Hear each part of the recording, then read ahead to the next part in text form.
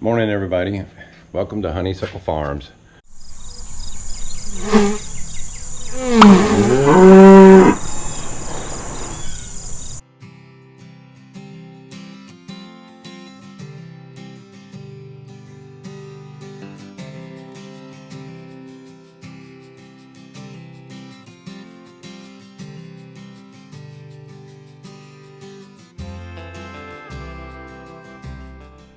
Hello everybody and welcome. In the first two videos we tried to touch a little on all of the projects that are currently going on at the farm. The main project obviously is the carriage house. We decided to build the carriage house first because it would be quicker and cheaper to complete and would let us know what we were in for when building the main house. I have basic construction skills, but the knowledge and confidence and stubbornness to tackle any project with a set of plans. We actually found a floor plan and layout we liked on Pinterest. We purchased a set of plans from a company called Excellent Floor Plans, and from there we had the plans revised to show a log house with pertinent details. In about a month we had our own log home plans and permit completed.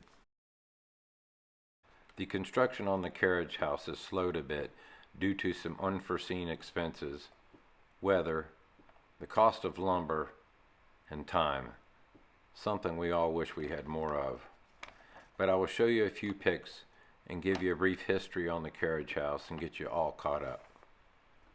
We selected an area close to the road for easy access and because there was a beautiful oak tree that I fell in love with.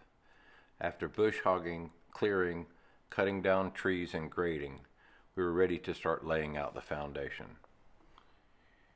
We squared up the four corners and put in the rest of the batter boards, and after a couple of weekends we formed up the foundation. After that the plumbers came in and roughed in the underground plumbing. Then we graded, prepped, and got ready for pour. Because I was pouring the slab by myself, I elected to pour the top half in the morning and the garage in the afternoon. It was a long day and a little bit into the evening, but we finally got it done around midnight.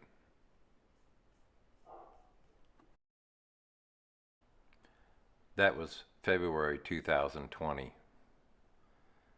Then the pandemic hit and everything got put on hold. And that's about the time I got my little buddy Rustler. And that's a whole nother story we'll get to in another video one day. 2020 will be a year we will never forget, but it proved what I knew all along. You just gotta go for it. So in December of 2020, with all the craziness and uncertainty going on, I took all of our savings and bought the logs for the carriage house. The logs were scheduled to arrive on February 5th, 2021. They never showed. On Sunday, February 7th, I get a call from the trucker. He said, "We have a problem." About a half a mile from my house, the trucker had made too wide of a turn and went off into the soft sand and got his oil pan caught on a culvert underneath the road. Well, needless to say, with a busted oil pan and stuck on top of a culvert, he wasn't going anywhere. So while they called the wrecker, I started offloading the truck. I had to make 13 picks of over a half a mile one way to get the logs offloaded and onto our property. What a blessing it was when it was finally done. This concludes part one of the carriage house build. We took you from clearing the land, laying out and forming up the foundation. From there we poured the slab and purchased and offloaded the logs.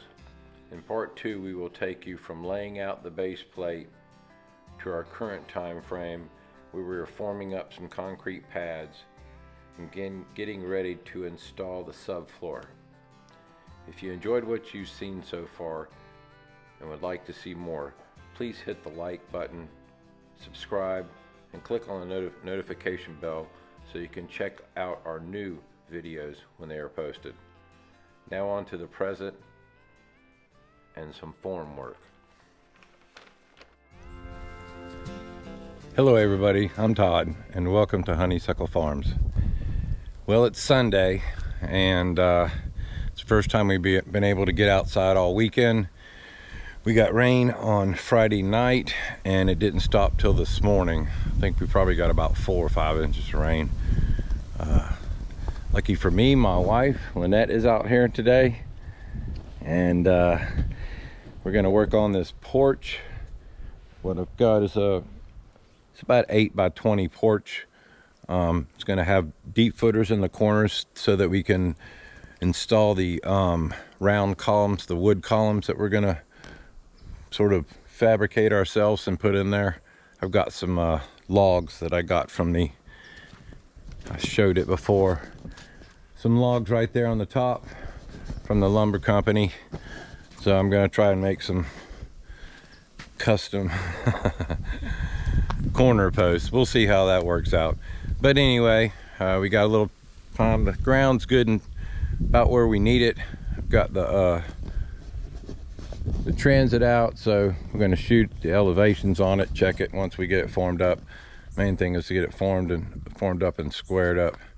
I've got to kick off about 8 inches off the side of the house so that I'm outside of the column line, and